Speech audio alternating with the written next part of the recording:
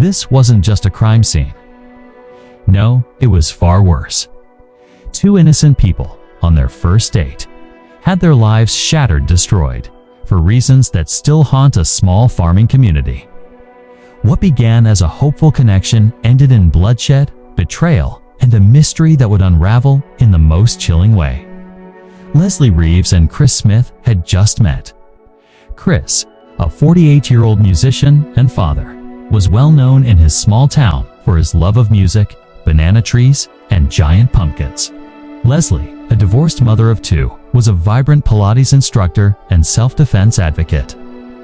She had a master's degree in engineering, but chose to teach Pilates and empower women through self-defense classes.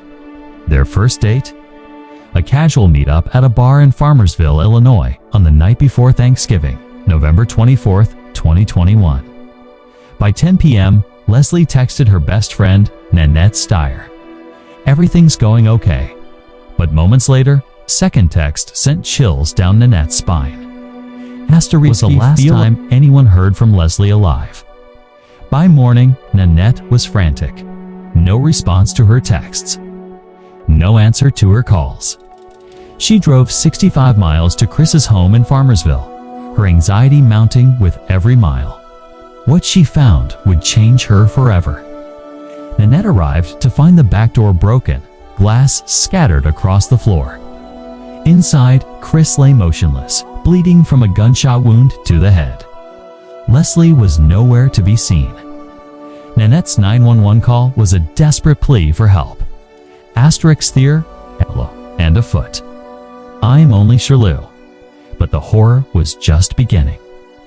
Chris was barely alive, rushed to the hospital with a bullet lodged in his brain. Leslie was found in the living room, shot once in the head. The scene was a nightmare: blood splattered across the kitchen, a burnt pizza still in the oven, and two 9mm bullet casings lying ominously on the floor. Crime scene investigator Josh Easton described the scene as one of the most horrific he'd ever encountered. Blood was everywhere on the cabinets, the refrigerator, the countertops. It was clear there had been a struggle. The refrigerator had been pulled away from the wall as if someone had tried to use it to block the door. But who? And why? Investigators turned their attention to Leslie's past.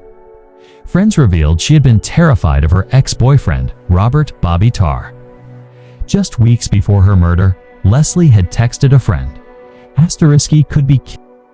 But Bobby had an alibi, or so investigators discovered at a gas station near Farmersville just after midnight.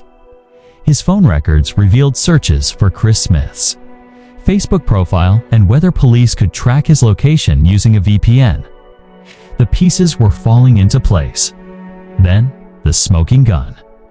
A Springfield Hellcat 9mm pistol was found in Bobby's yard, matching the casings at the crime scene.